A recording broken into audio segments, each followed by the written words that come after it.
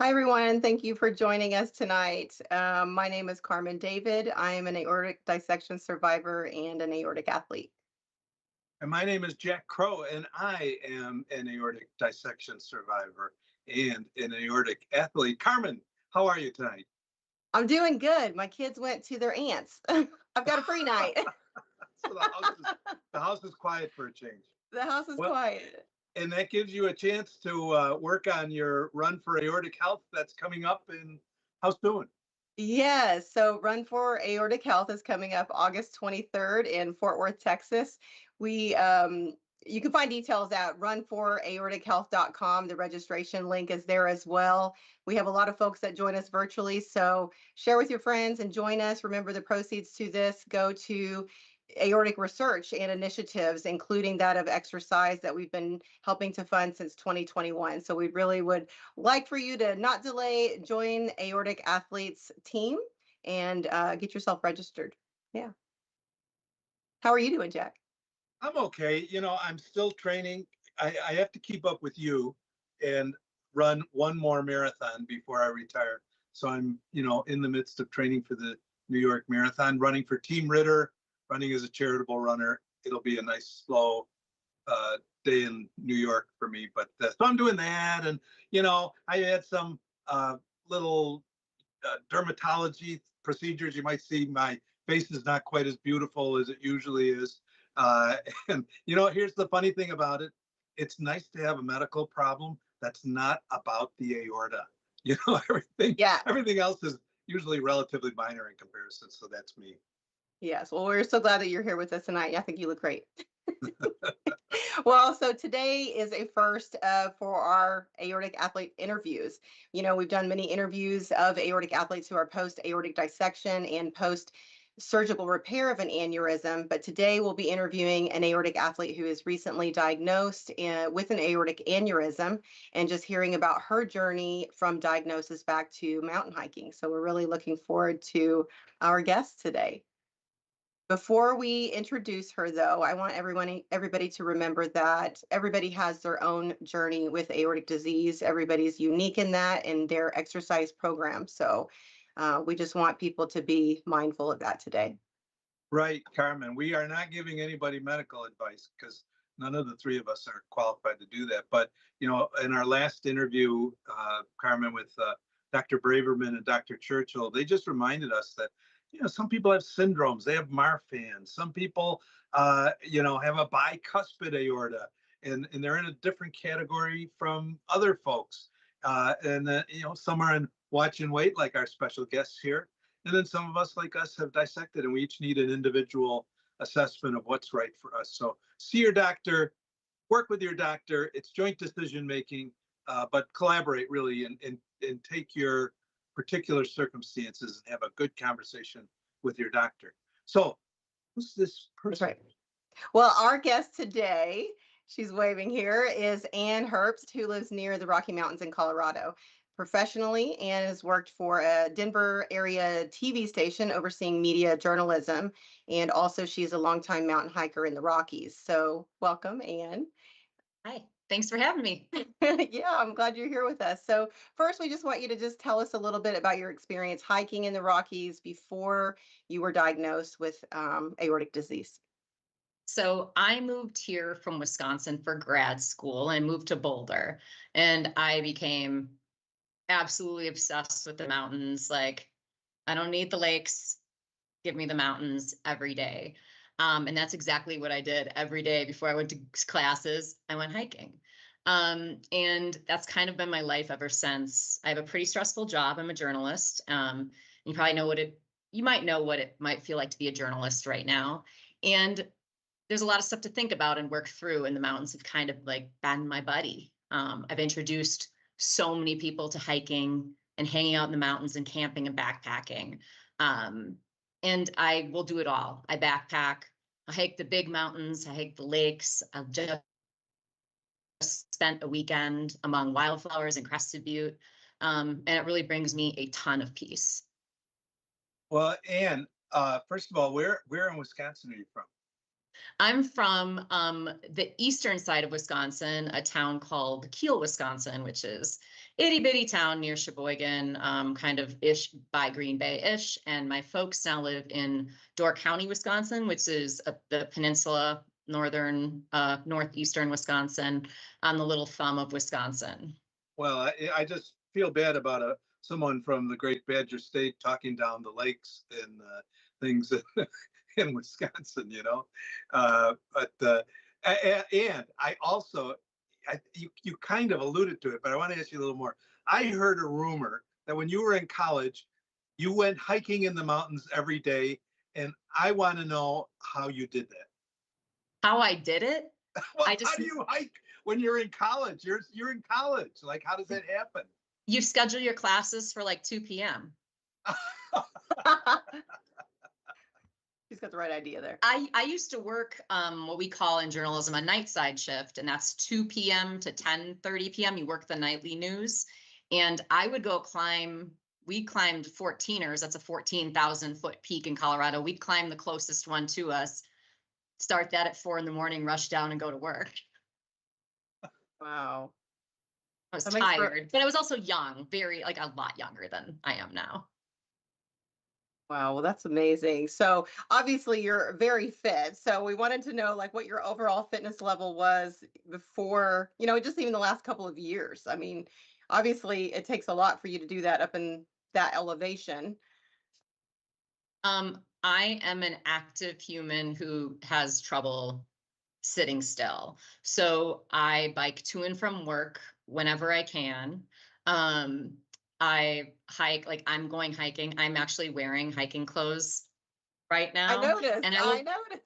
I will be going hiking right after this interview, meeting a friend out there. So I'd say the past few years, kind of been entering my 40s, knowing that I need to stay in shape and kind of maintain my fitness. I'm really pretty careful about it. And again, stressful job, the thing that brings me joy and happiness and all of that. I love my job, but the thing that brings me all of that and that calm is getting on my bike, going skiing, going to the mountains, going hiking. So I think my fitness was pretty good. And I was just wondering, at elevation like that, does that affect your fitness level one way or another? In other words, with the air thinner, do you get more fitness? Do you get less fitness? Just generally, how does that work? I mean, I am a monster when I go home and go hiking. Like or do anything. Like I feel like I have a lot of oxygen. Even when we sometimes do a trip to Montana every year, and their mountains are obviously, they look enormous, but they peak out at like 10,000. A lot of the mountains that we do, and I feel awesome. Like I feel very different than I feel here. Like this weekend I was at 12.5 and I was doing a little bit of like, I was being careful, don't worry, but you can definitely feel it. You can feel it in your lungs when you're high up. When you're at 14,000 feet, it's bananas, but it does help me when I go to lower elevations. I'm like super. I was about to ask that. If it's easy for you, like, I mean, I know when I went to go hike in Utah, I thought I was going to die with the elevation because Texas there's this flat around here. There's nothing. So it's incredibly difficult. So any small, lower elevation must feel like cake to you to go. Yeah, it feels awesome. It makes me feel even more fit.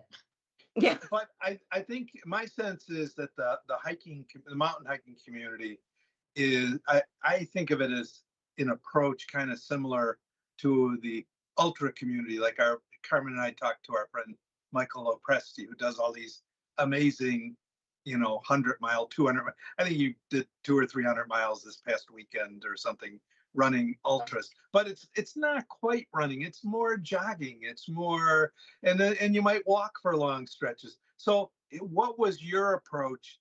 What's your approach generally in the mountains to exertion levels? Let's say before the diagnosis, and a little later we'll talk about afterwards. Yeah, so I do not like running. I do not feel like I'm really built for it. I have really long legs, but I have I'm good at going up hills on bikes. Like that's where my body muscle is. And I feel silly running. Like I'm not very good at it. That doesn't mean I'm not going to do the 5K virtually, but I'm going to do it on a mountain. So it was never that, but I would push hard. I think if you talk to my husband, I don't know that I was like I'm the most fun person to go hiking with before this, because I would like, can I walk 4 miles an hour up this grade? That's like 45 degrees. And I would just push and be really out of breath. Really going after it, going as fast as I could. I, could hike a mile in high elevation at 3.5, 4 miles an hour. I would just be moving my legs and pushing myself really hard. And that's not fast for a runner, but that's pretty fast at elevation. It's different now, but we'll talk about that later. Yeah. Well, so then talk to us about, let's just go ahead and dive in then. How about when you first got diagnosed with an aneurysm? How was the beginning of that? How did you get diagnosed? Terrible. It was terrible. It was April Fool's Day, which I kind of like look back. I'm like, that makes a great story. But I shouldn't think about things like that. That was April Fool's Day of this year. So it's like 3 months ago. Yeah. Okay. So I had just gone into the doctor because I was having heart palpitations. I was just like, maybe it's because I'm a 46-year-old woman. Maybe it's something a little different, but I'm not like that worried about it. And they're like, take, I don't know, some vitamin, but maybe because my brother had an ablation because he had AFib. And they're like, well, maybe we should get that checked out because that's like your first degree relative. Maybe it has something to do with that. So I went and had tests in like late December. And they did all the things, not a CT, but a calcium, an echo, all those things you guys already know about. And then I gave them the holidays, and then I started calling in January, like, where are my results? Where are my results? No calls back. My doctor, the cardiologist, wasn't calling me back. And finally, I called my primary and had her call them.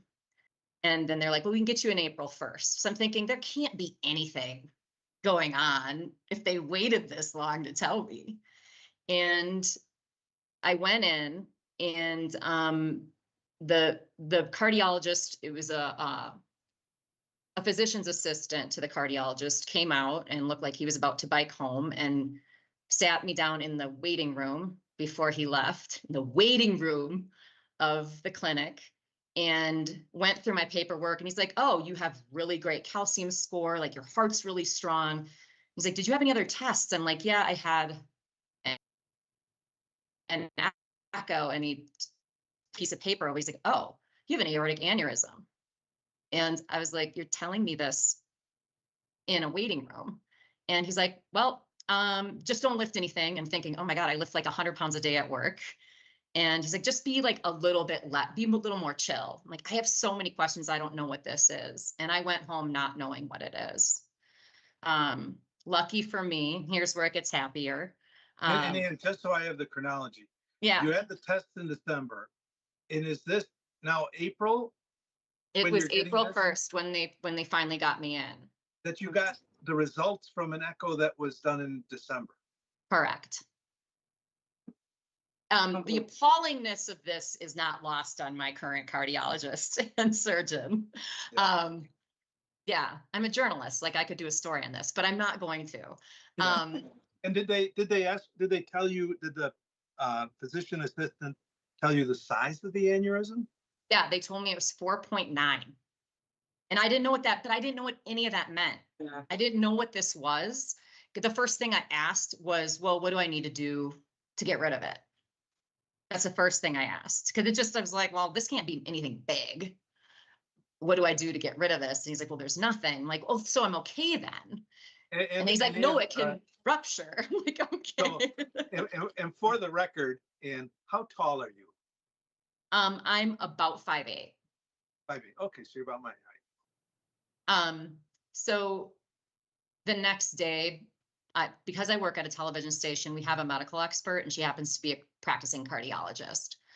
And so I emailed her, and I asked her about the doctor and the physician's assistant. And she was just like, I can give you better recommendations, but I can also see you.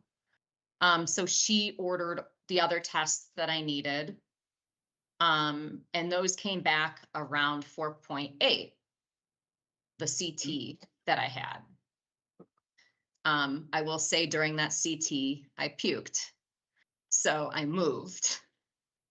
And do you want to know the surgery? Do you have any questions up until now? Because then I saw a surgeon really pretty quick. Well, I've never heard of anybody puking during the CT, so that's sort of interesting. But oh, all over their machine, man. So did they say anything? That's terrible. So did they say anything about the difference and why that was? I mean, Of measurement, I mean. They said because the echo is less accurate, because then they did a CT. It wasn't gated, but it was of my entire aorta because they wanted to see if there were any other aneurysms. And so my current cardiologist just thought, that's probably just a little margin of error. And not to get technical, but it was on the ascending aorta, so it was on the above the heart. Yep. Close to the heart. It's not on the arch. It's above the heart. No problems with the valve. I have a tricuspid valve. And you mentioned your brother having an arrhythmia, and then you kind of and you said the reason you went in is because you were feeling a little something. What had you been feeling? Palpitations. It had nothing to do with it. Yeah, lucky you had those palpitations. And I'm lucky that my brother had heart problems because I don't think they would have scanned me. I really don't think they would have. They were just like, well, just because of this, because they did the whole heart monitoring thing and that nothing came back and everything seemed fine until it wasn't, until that waiting room. Yeah. Wow. Well, at least it did something right in that respect, even though the timing was incredibly off to give you those results. But so then after that, you immediately saw a surgeon, or how did that go after knowing that the measurement was at a 4.8 after a CT scan? Yeah, even though my cardiologist was like, I don't think he'll do the surgery on you yet, but I'm going to send you to the surgeon because it feels like you're nervous and you have more questions, even though she had spent like 2 hours with me. So went to a surgeon, someone that she really recommended. And he was like, how soon do you want to do the surgery? And I got in thinking, I biked to that appointment, I remember. And I'm like, I'm getting this surgery soon? Said, yeah, I can do it in I can do it in the next few weeks if you want it. I think that we probably should. It's going between 4.8 and 4.9. You're close enough. And like, you can wait the summer if you want, but why not just get it over with? And I really trusted him. Being a journalist, I had vetted him through all the medical professionals that I knew. So I like really, really trusted this guy. And so we made plans to have surgery May 13th. And so what did that make you feel like, though? I mean, it's like all of a sudden, we have had a couple of folks that we've talked to in the Aortic Athletes groups that have gone to a quick turnaround to surgery, and walk us through what that felt like. I mean, was that a blow? Were you shocked? You couldn't think about it? You were scared? What was going through your mind then? It was kind of all those things you just said. And I didn't need to think about it that much.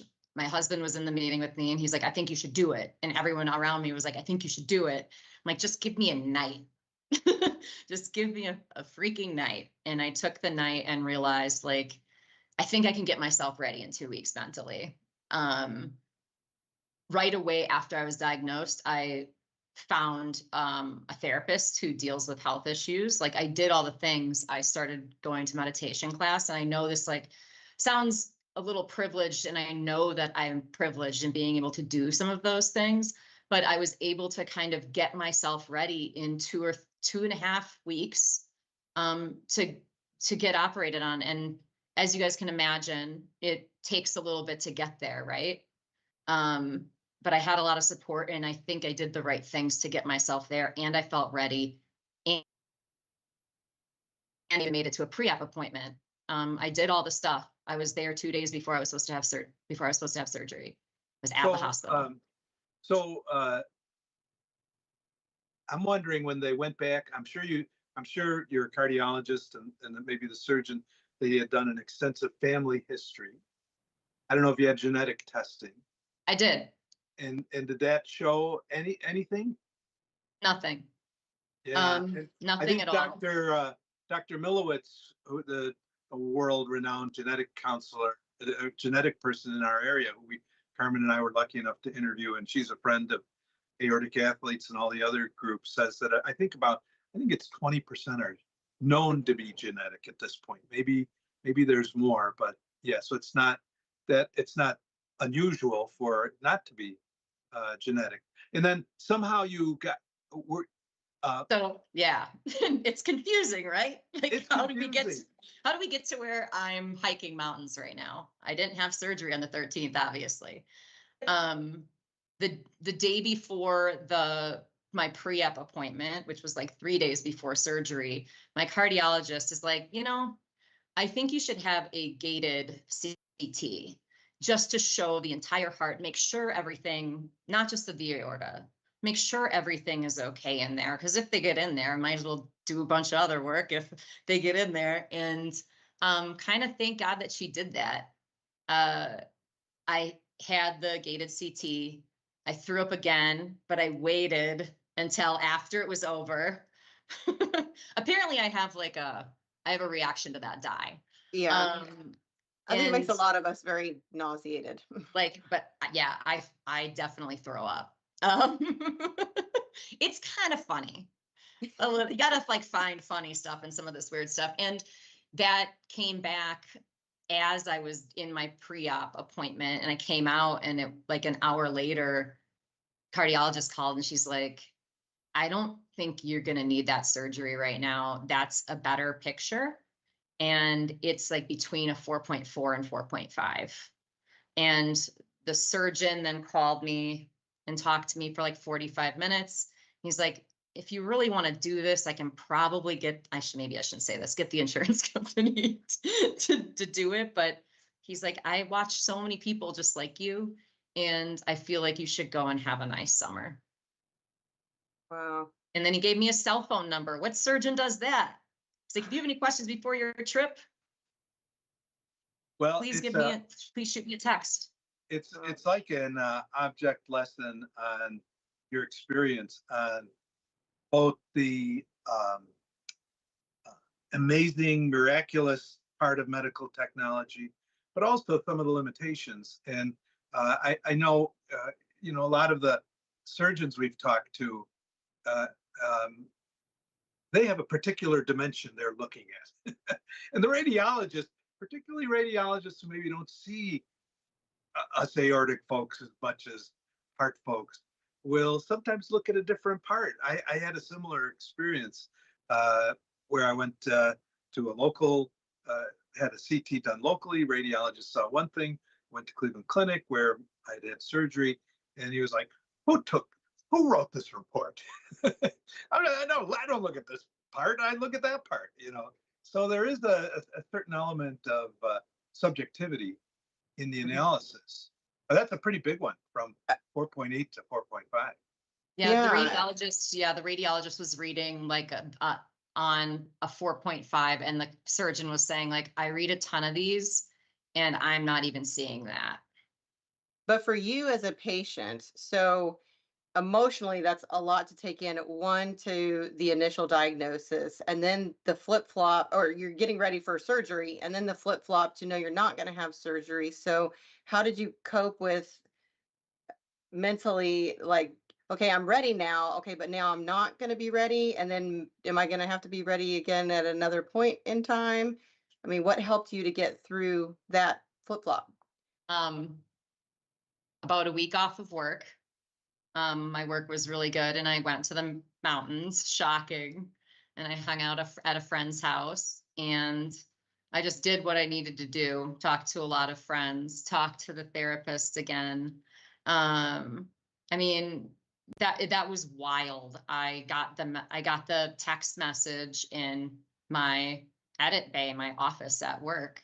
And I just yelled down into the newsroom because everyone knew I was about to be off for 3 months. I managed 15 human beings.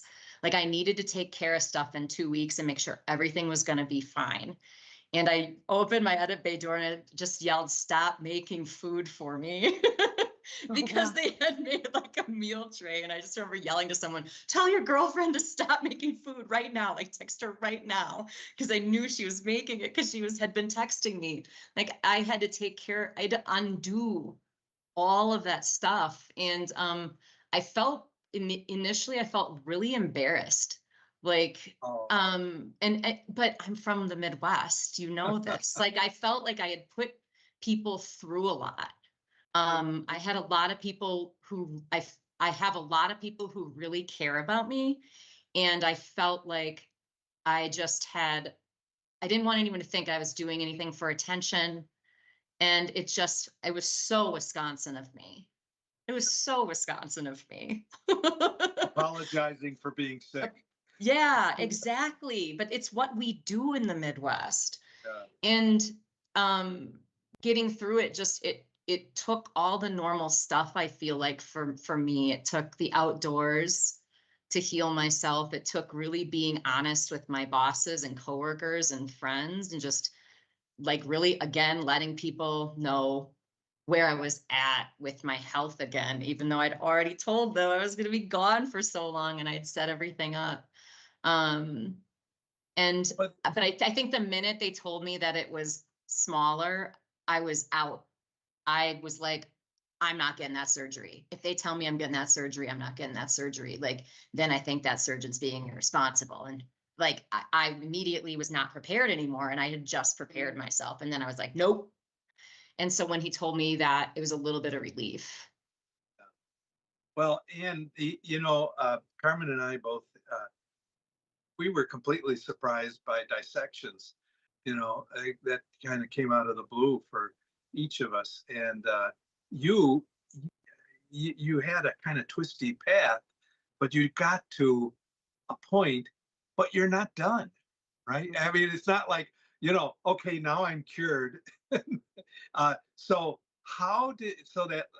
think about that. The first day you went for a hike in the mountains after this, no surgery deal, did you give any thought at all to, well, I wonder what the right exertion level is for a person that was now in watch and wait, and going to be in watch and wait for who knows how long? Maybe you'll be like former triathlon Ironman Torbjorn Sindball, who was in watch and wait for 15 years before he had surgery. And I've talked to a lot of people from this group about that.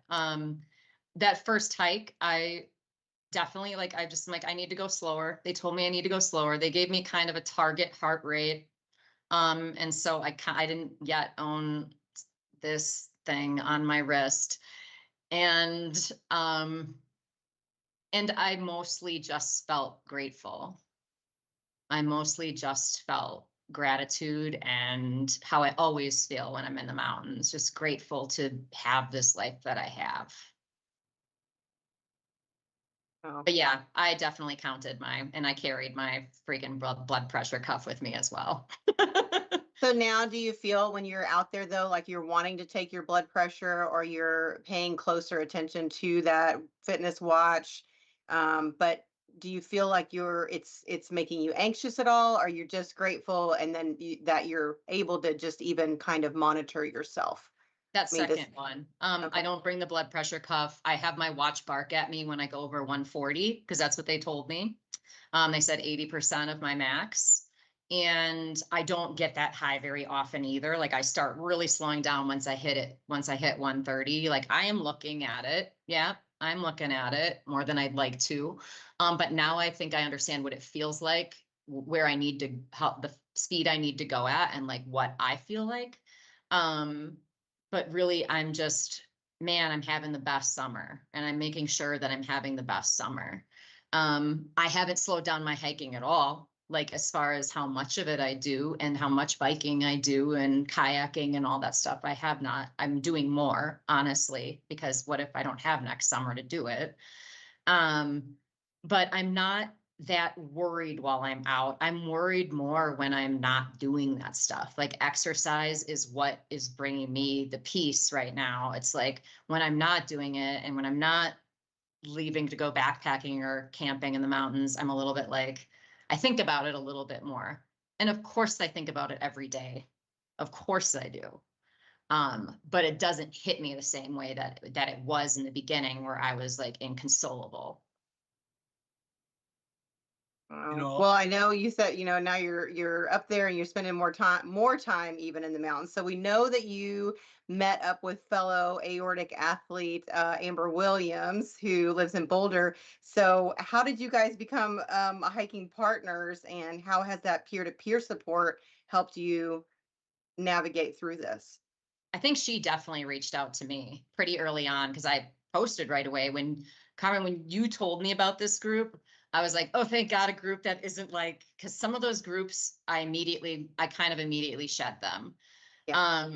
This group, people were reaching out to me from the smallest post, like, hey, I just got diagnosed and I'm thinking about doing this hike. And people were actually like, I did that hike when I was just diagnosed, and so helpful. And Amber is one of the people who reached out to me, and she just lives right up the road. So the support from that group, like Carmen, again, you put me in touch with another woman, another Amber from Texas, and that was right before I was supposed to have the surgery. She walked me through everything. I remember like just being parked on the side of the road right before I was supposed to go on a walk with a friend, and just like talking to her for an hour. I've talked to a lot of people and messaged a lot of people from that group, and it has been everything, because I still don't know that I definitely don't know everything about what I have going on inside me right now. But seeing other people doing all the things that I like to do and being happy and not necessarily being scared or trying to scare me into not doing what I want to do. I can't tell you what this Facebook page that you guys made means to me. I really can't.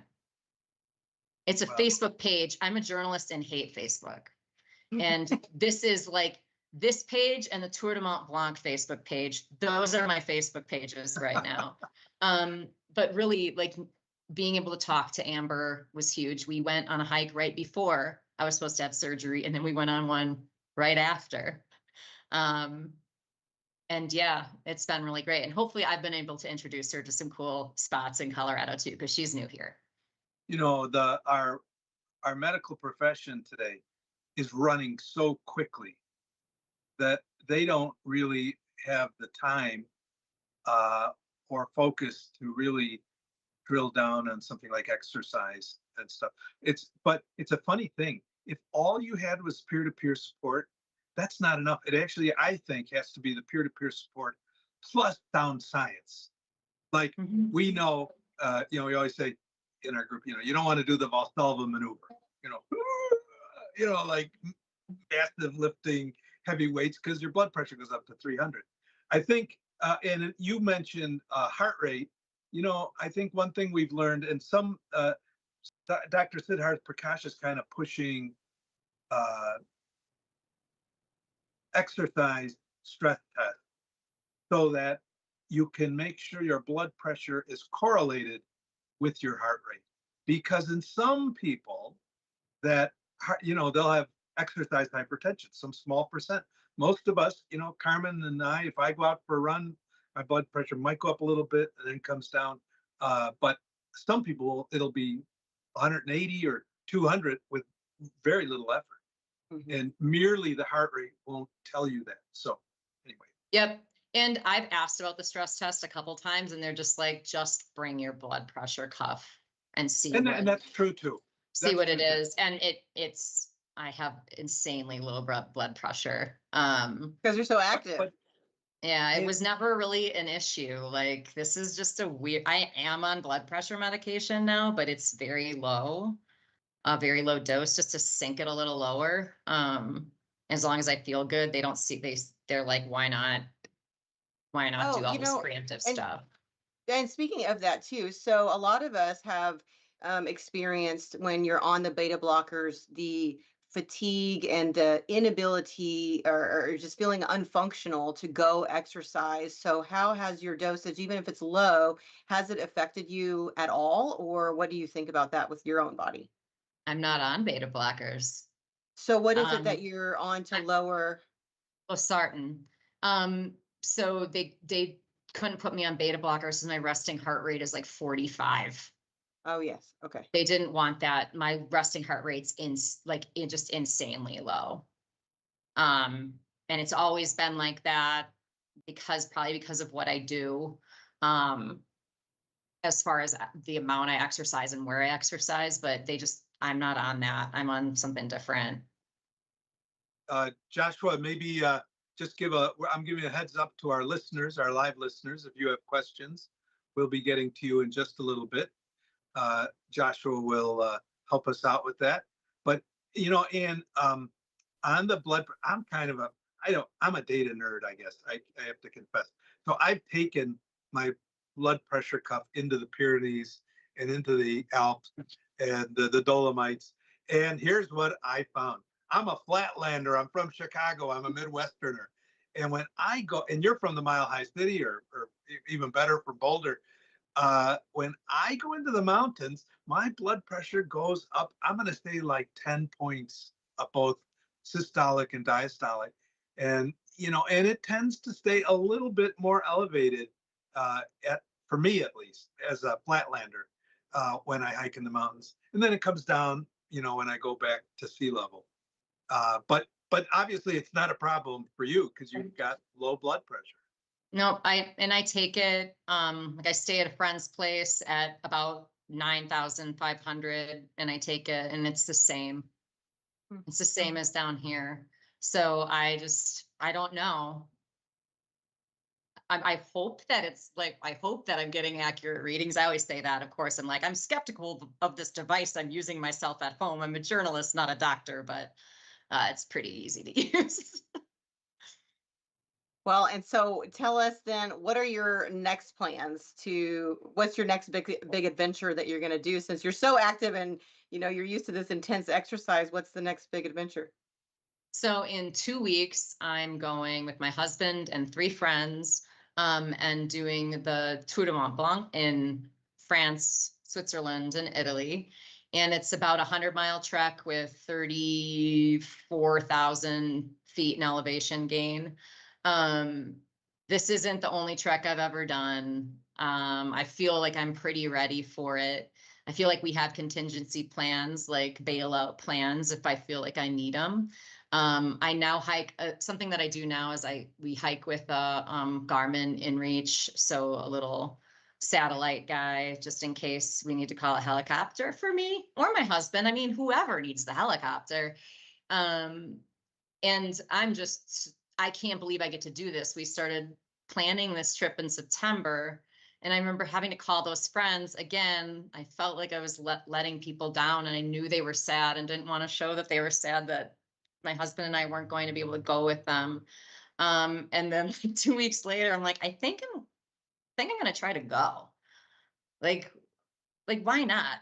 Like, give me something to look forward to. And am I nervous? Yeah. Yep. What are you nervous? Half excited, half nervous. What's the nerve part?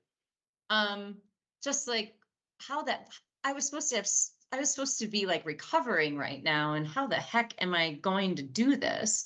But it's like this sense of wonderment that I kind of walk around with now. Like I can't, look at all these things that I've done now, and I know that I will be able to do them after the surgery. But the nerves are definitely from. I hope nothing happens, and I hope the people I go with don't have to deal with it too.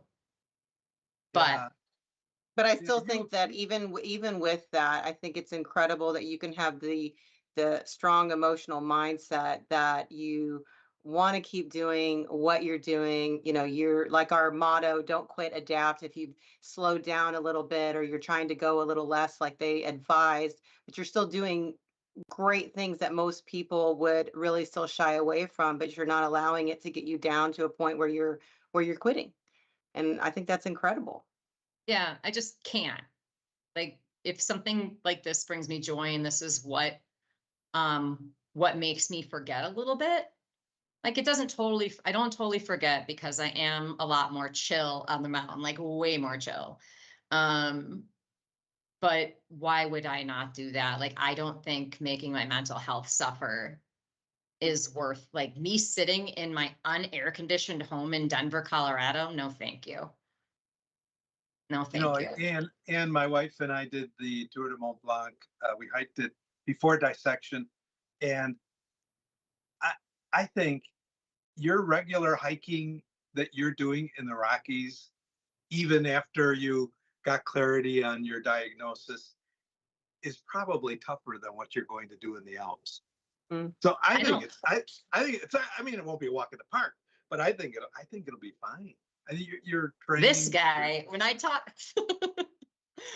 to you and you're like, oh yeah, it's gonna be easy for you and you can eat all that cheese and wine. And I'm like, geez, don't show this to my cardiologist. She will flip. Listen, when you're hiking on the Tour de Mont Blanc, you will see helicopters with pallets hanging from the bottom, carrying kegs of beer and cases of wine to these remote refuges where you're going to be staying. It's much better than the Rockies. Yeah, you got to carry your beer up if you're drinking in the mountains here. Yeah. Yeah. Well, I didn't even know what the Tour de Mont Blanc was until Jack mentioned it. And I thought it was a biking thing. And I thought, well, I'm not a cyclist, but maybe I could try something. And then I looked it up, and now I feel like I have that as a bucket list to do hike. Because again, around Texas, it's very flat. I hike around is where I can find, or when I go visit other states. But that is an all-time just, I can't even imagine what the scenery looks like over there in person. Carmen, So- all of us go for a walk every day. It's just going for a walk in a different Yeah. surroundings. Yes, with way better cheese. Are there any questions out there for Anne? Well, hello everyone. Anne, thank you for helping share your story. Thank you very much. Let's start with Thanks, saying hi to some people. We're going to say hi to Molly and Bruce and Amber Williams. She joined the chat as well. You answered some questions during the telling of your story. For example, Molly was wondering if you threw up because of the nerves, and then the second time you came back to the throwing up action, it was the reaction to the contrast. Yeah. Yes, they initially told me it was because I was nervous. I'm like, don't tell me I'm nervous. You can see my heart rate right there. It says it's 55. Like, it's spiked. Which for you might have been nervous. And you know, It's true. by the way, Joshua, Karen Anderson, I think from Aortic Hope, our friend, has a similar thing, and she does MRIs to avoid that. Mhm. So there's no dye that goes in. Yeah. Mm-hmm. Trust me, I've asked if I can do that. My next scan is in October, and the surgeon wants me to get the exact same one because he's like, I'm really good at reading these. Can you just get the exact same one? And then if it hasn't grown, I'm going to get one every year, and we're going to swap. We're going to do MRI, and yeah, fun. Isn't that great? So much to look forward to. Well, welcome to the Just life. ask for the blue bag next time, the little cylinder blue bag. Oh yeah, I'm That way familiar you have with it in now. hand. Yeah. Familiar. And so Molly was sharing with us, she's like, I'm hiking 3 miles up a steep hill in Torrey Pines State Reserve in LA, Jolla, California. I'm not sure how to say that. La Jolla. La Jolla. There you go. Yeah. Let's see here. Bruce had a question about meds, which you addressed shortly after. So having a natural low blood pressure kept you off of beta blockers. Is that what I'm understanding? They told me because my heart rate was so low Heart rate. they didn't want to put me on beta blockers. So they put me on a different blood pressure medication, which seems to have like done the trick. We did a couple different doses, and now we're settled on like 35 milligrams of losartan, whatever Yeah, I that think, means. you know, the beta blocker, Carmen and I think is pretty much universally prescribed for most people for post dissection, because most of us have hypertension after we dissect, and so it's kind of to reduce the thrust into the heart. But I'll bet you, because of your hiking experience, you just got a different kind of heart rate and blood oxygen level or something. Yeah, I don't want to pretend like I'm this crazy athlete. I'm not. I do a lot of stuff, and I exercise probably minimal 15 hours a week, but I'm not a crazy athlete. So I don't know what it's from. It could be hereditary. It could be somewhat of where I spend my time, and I spend my time above 10,000 feet a lot. And it's just, there's really good athletes out here and they live out here for a reason. Well, no offense, But yeah. 15 hours actually does qualify you as crazy. But for the vast majority of Americans, it's fun. I promise. I swear it's fun. gosh, right. And so here we go. Amber says, yes, all the best spots and more hikes to come. And Rock from the Heart has joined the chat. Hello, Rock from the Heart. Yeah, I'm going to take Amber on a big mountain hike by the time this summer is over. We got to get up. Oh, I did take. She's a Flatlander too. She's from where I'm from, right? She's from Wisconsin. She moved from Oklahoma She's from where City. my sister teaches. The latest move, at least from what I understood, was Oklahoma City, and yeah, there's nothing over there. No, but she's from very close to where I'm from. Yeah. And you have this like intense recent experience. If you were talking to an aortic athlete who was just diagnosed, just out of the blue, and is wondering what the near future holds for them, what would you tell them, particularly around exercise? It depends on like your relationship with exercise, right? Mine is very like I'm dependent on it for my mental health. I think away from exercise, I'd say take care of that part of things first. And what helped me was really telling people what I was going through and being pretty transparent about it. For a living, I ask people really prying questions, and I get people to tell me really personal things. And I realized it was like, I had to do that. And it was the best thing I could have done, because then I connected with this community. There is someone that I know really pretty well who saw an email or a post I made and reached out, and I never would have guessed they had this surgery, and had it 25 years ago.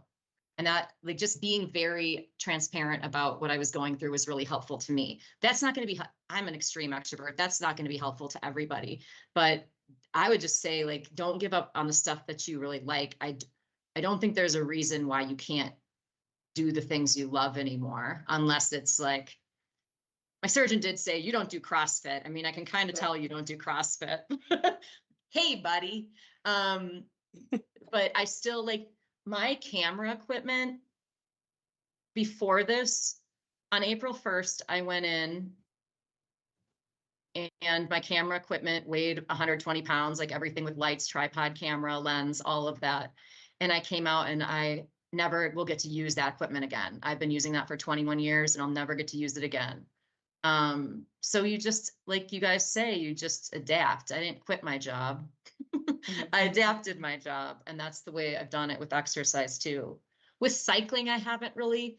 Skiing, if anyone watches this and is a skier, I'm curious about that. That's the one thing. I ski a ton. And I am very curious about that. I don't know what my relationship with skiing is going to be like. I think it's the issue is potentially crash. Yeah, Yep. the impact is, I think, mostly what they're concerned about with a watching weight or even a dissection, I think, too. Yep. And I don't fall. I don't fall ever.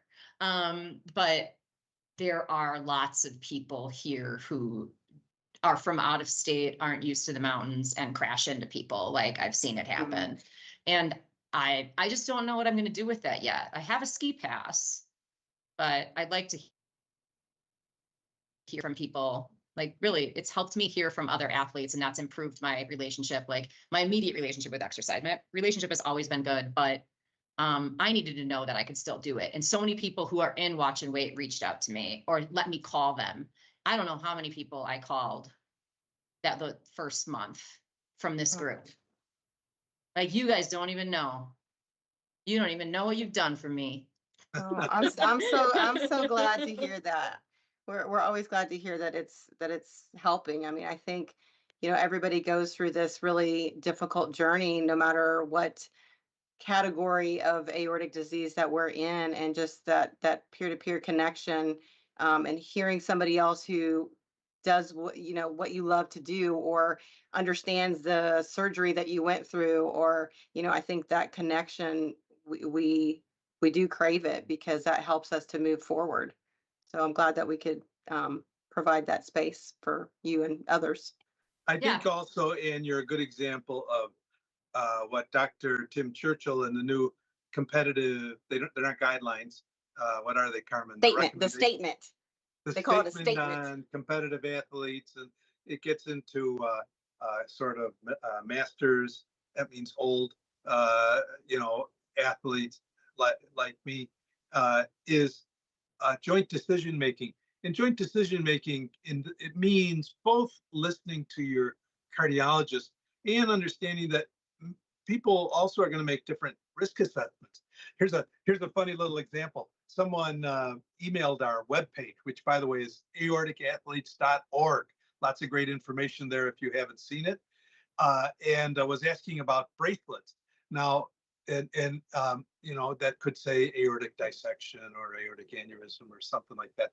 So what my risk assessment's a little different. I keep a piece of paper folded up in my wallet with my name, aortic dissection, and my wife's phone number, and I have a cell phone number. And Dr. Prakash, when Carmen and I interviewed him recently, said, "Oh, and don't run alone."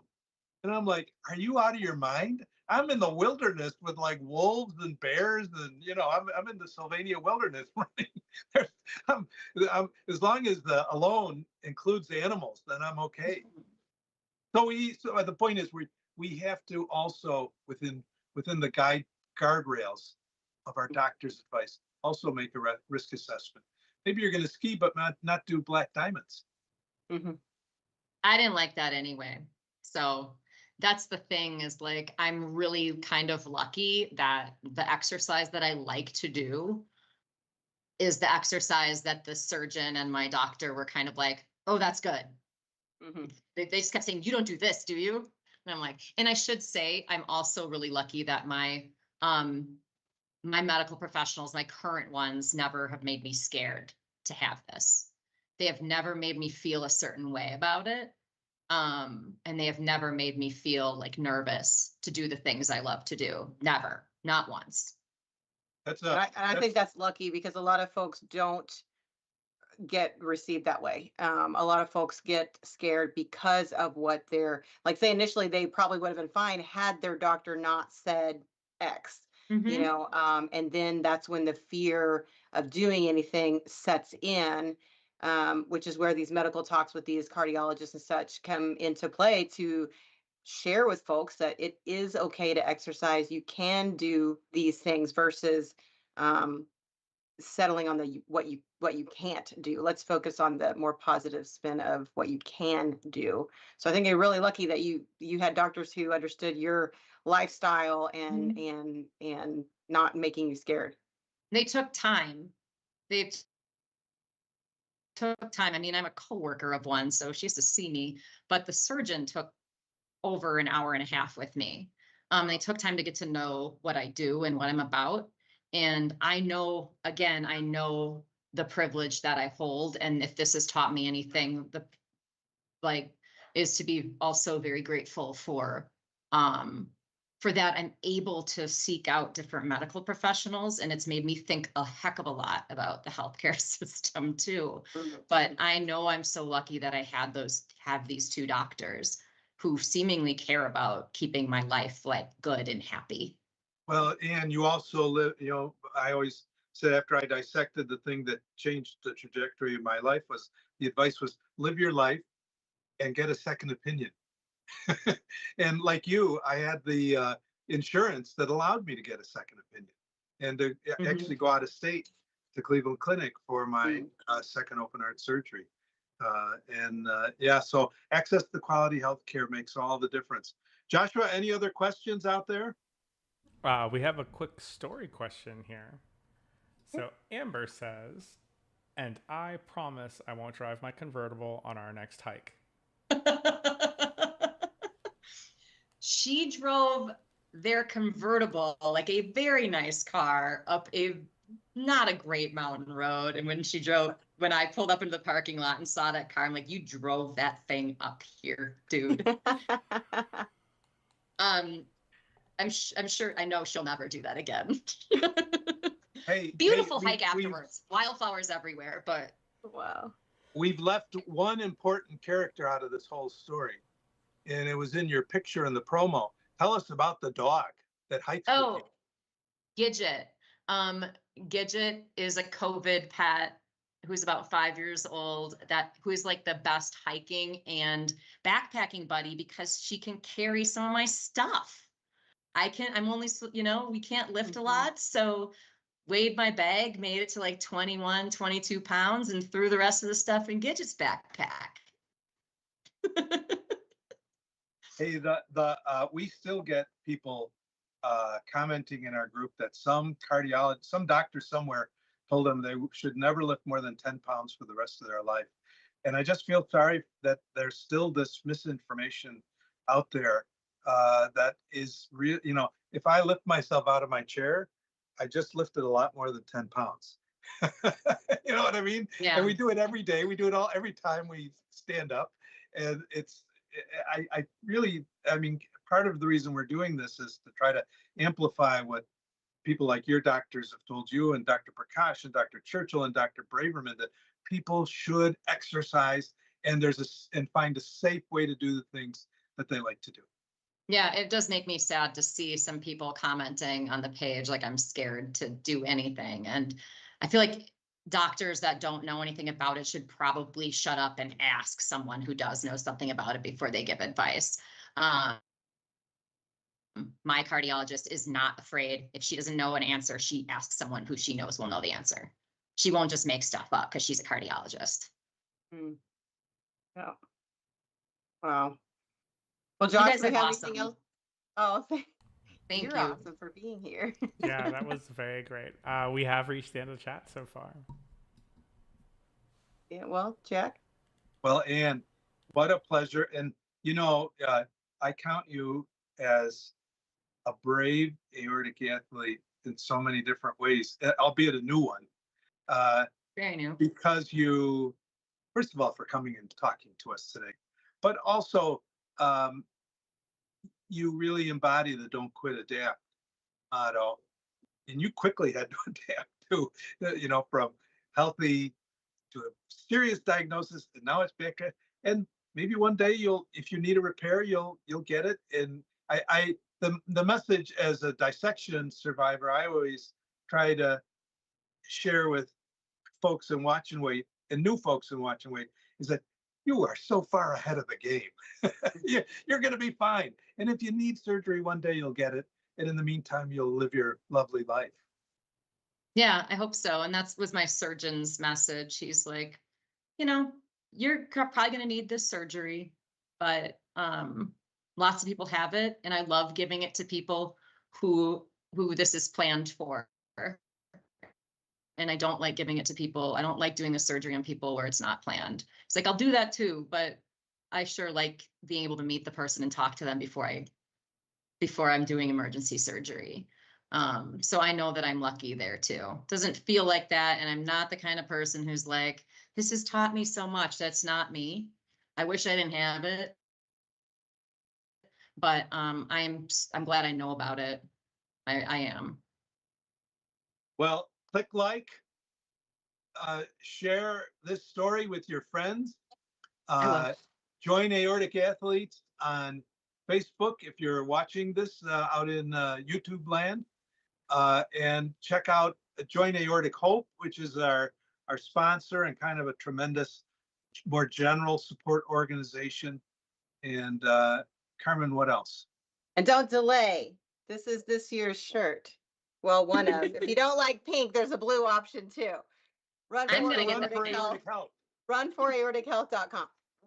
And so if we have any skiers, on the Aortic Athletes group, go ahead and hit Anna post of your experience so that she can get some answers to her questions. But until we see you again, thank you for joining us this evening. Good night.